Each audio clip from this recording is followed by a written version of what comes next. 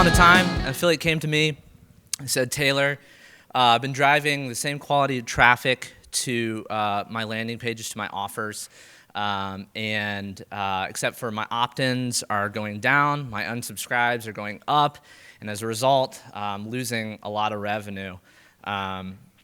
Do you mind taking a look at what I'm doing right, wrong? I notice you are behind the scenes on affiliate programs, also work for email marketing companies, and see the full gamut of what's going on. Instead of just looking at post opt-in, his copy, his how he has his autoresponders set up, and so forth, we took the full gamut, seeing how people were arriving at landing pages, how they're opting in, what was occurring right after the opt-in, the expectations, how they got into certain campaigns, how they're segmented, and so forth. And I think what we discovered, and I think it's probably it's probably similar to a lot of people in this room, not only affiliates if you're a merchant or an advertiser, you have a pretty decent understanding of your email marketing strategy, but there's just a little bit of tweaks or psychology or micro strategies in certain aspects of your strategy that could really help. So today we're going to talk about kind of going beyond the static email marketing advice. I'm not going to be talking about the best, what to put in your headline to have the absolute best open rate and so forth. There's plenty of articles out there like that. I want to go over kind of the fundamental steps I worked with this affiliate and the areas that really kind of transform certain aspects of his funnel, of his business, and especially his email marketing. And those are landing page, list building, data and segmentation, email marketing campaigns, and a little touch on marketing automation.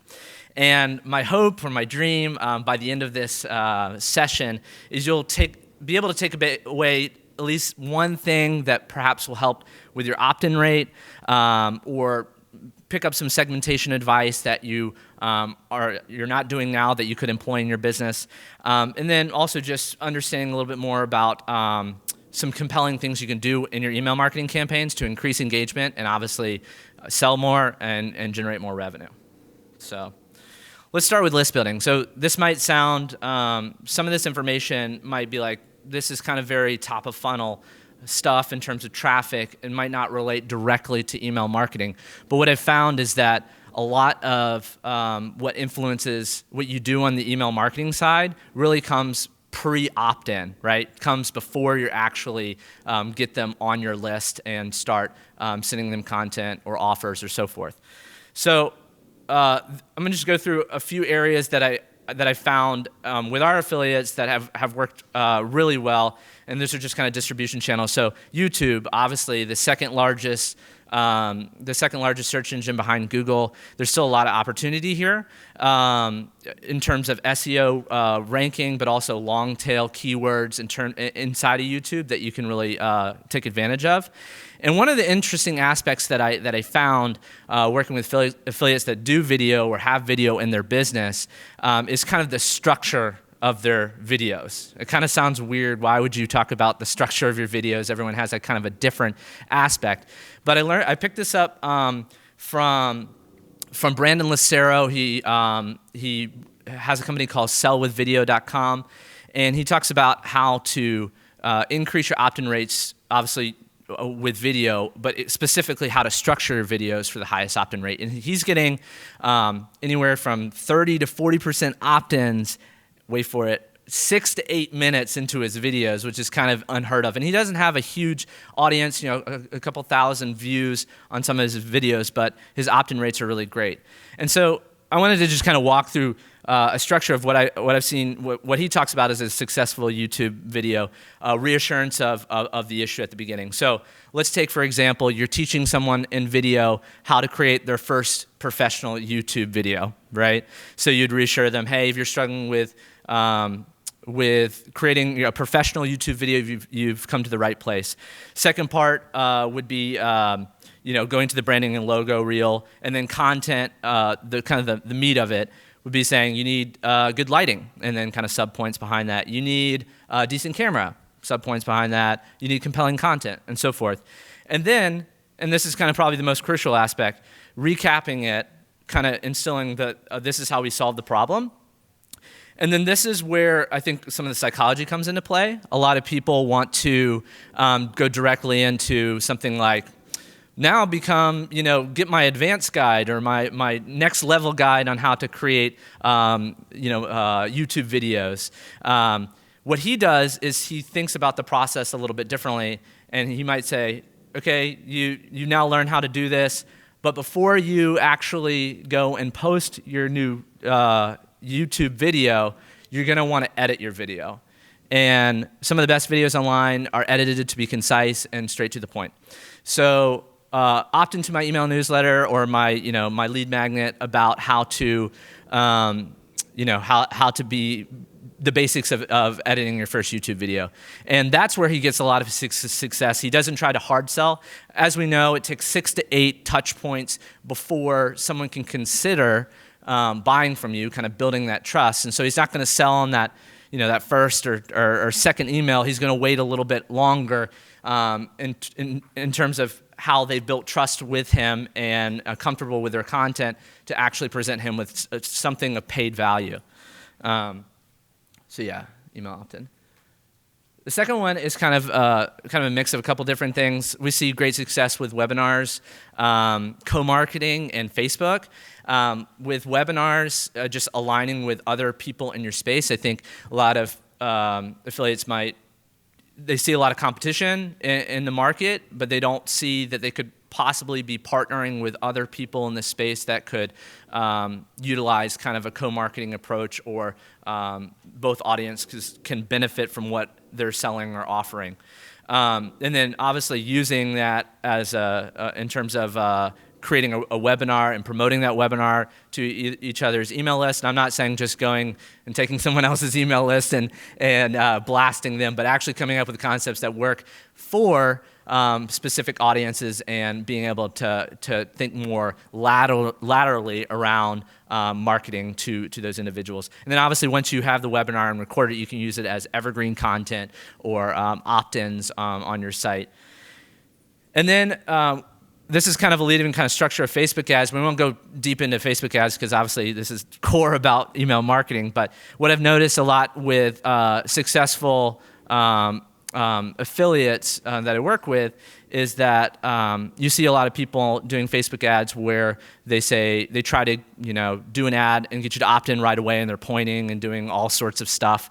What I've seen really successful is taking one of your best post on your website, your blog post, your most kind of clickbaity post, and using that as kind of your first engager Facebook ad. And it might sound weird, you're not collecting an email address, but you're paying for a Facebook ad.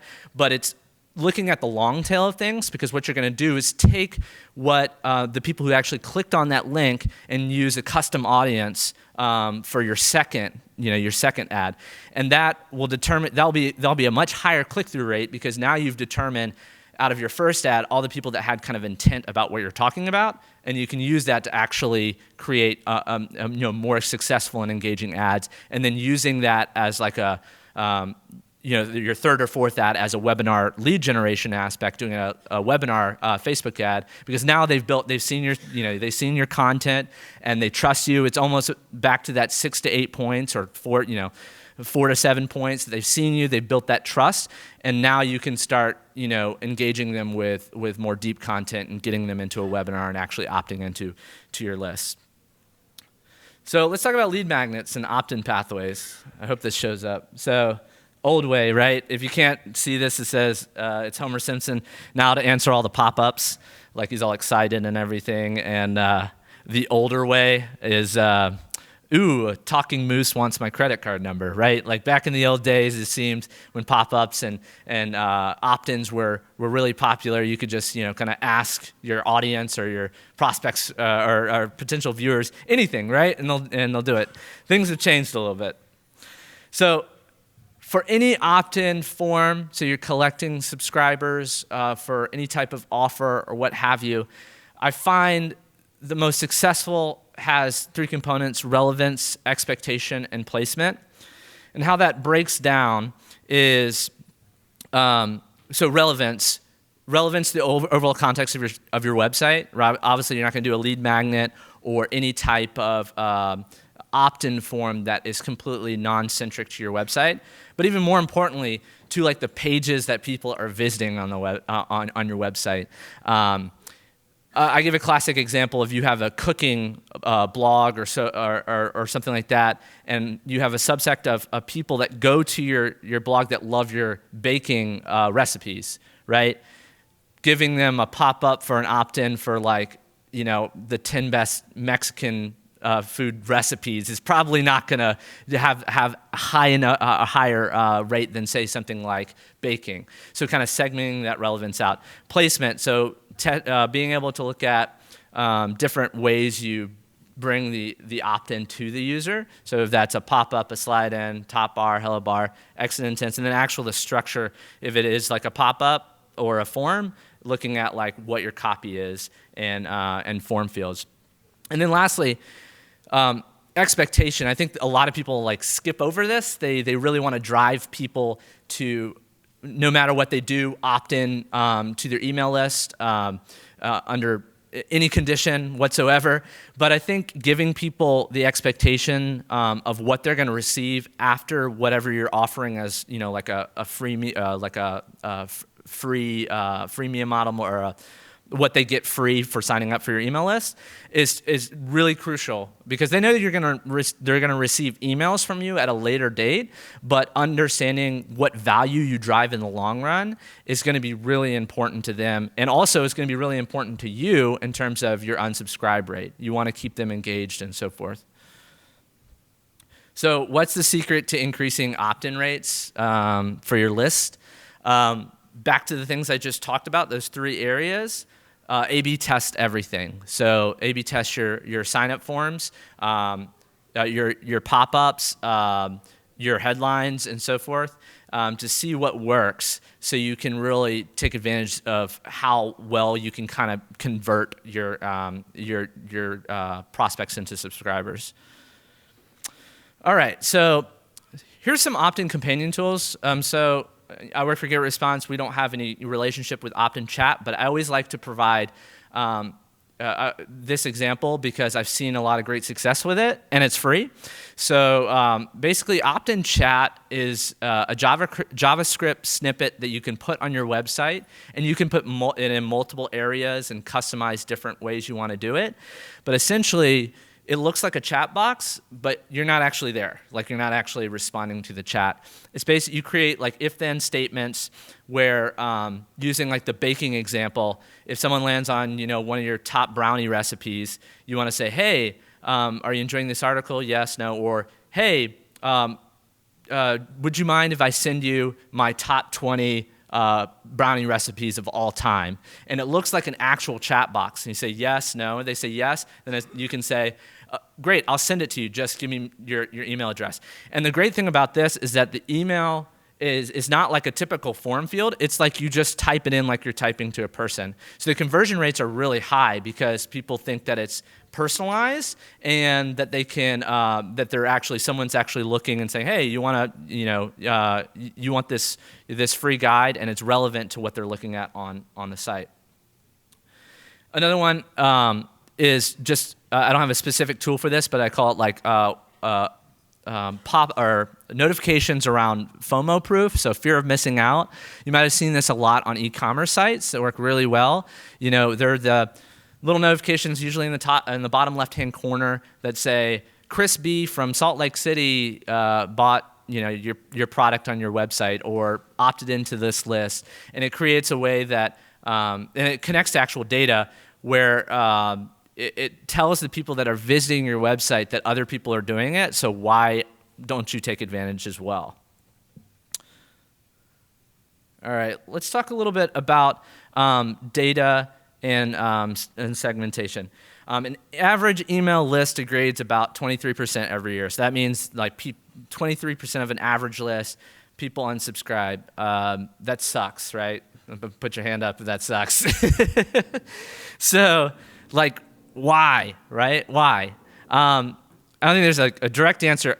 Obviously, you're going to have some type of attrition with people just unsubscribing, they lose value in your in your content, or they moved on, their business has moved on, so they find your content not as relevant. But I think one of the aspects that can really change this, and we've seen this a lot, is in segmentation, right? So Optin moved in 2006, did a study with an e-commerce site with a company that wasn't doing any type of segmentation, so they weren't segmenting their list. They had just a full-on list, and they were just emailing them whatever, nothing targeted at all. And they calculated the average value of that customer to be $28. And then they worked with them to segment their list into different type of buyer personas, so like VIPs that bought a little bit more higher in stuff on their e-commerce site. And they're able to increase their average value of their customer to $42, like almost doubling it. But I always find this really important because I think a lot of people just think of their email list as just like a pool where people can just, they opt in and they get thrown into this one central pool that has no personalization at all, and then they think about marketing to them later, when in fact you kind of have to look at it from the flip side. So ancillary to that, people often ask me, well, how do you segment if you're not collecting like a lot of form fields? So you don't want to be asking people like 20 form field questions prior to them opting in, because obviously the opt-in rate would go down if you do that. So what I always say is using behavioral segmentation. So what they're actually doing on your website, the landing pages they visited, how long they've been on the site, and then actually like appending that as custom fields to that subscriber record. Using the baking and the cooking stuff, you could really know a lot about your users by where they spend their most time on your site and what type of offer that they find most appealing, because that information can help you sell to them down the line. And then also just, it might sound manual, but asking questions in your autoresponders. So like at the end of your autoresponder, ask them a specific question that leads to some type of engagement where they might provide some information that tells them a little bit more about themselves. And then you can use that information to kind of segment them for future campaigns. And then just writing relevant copy and urging your subscriber to click on links. I know and I'll talk about him a little bit later, but he actually asks, if he's segmenting people, he actually asks in his copy, like in his emails, like, if you don't click this link, I won't send you any more information about it, and underneath the actual link. And I think that's great. I even, if I'm interested, I'll actually click. It actually makes me want to click if I'm interested in that, and know that I'm not going to be subscribed to some type of segmented content that I don't find relevant. It kind of puts the decision in my hands. All right, so email campaigns that can convert. So I'm sure we have a lot of different industries and different verticals in here. Again, and probably more than just affiliate, merchant, advertiser. So I'm not going to tell you like this exact email is going to get you, it's going to generate a lot of revenue for you or so forth, because every kind of industry is different. But what I have seen is that these types of emails really create higher conversion rate, higher engagement, and work really well. So first off is Q&A and objection handling. I know some affiliates that do this like really, really well, where they'll actually have a part of their email marketing campaigns where they know that a typical subscriber has questions or fears about buying whatever they're selling or whatever they're promoting. So they'll actually answer those questions up front and then ask, like, did I answer all your questions? How can I help you more? I think a lot of the times we tend to rely on a more reactive approach of people like coming to us and saying, like, I'm having, I have questions about this. But if you can know those common questions that people ask and then frame them for future subscribers, it's really going to help you out.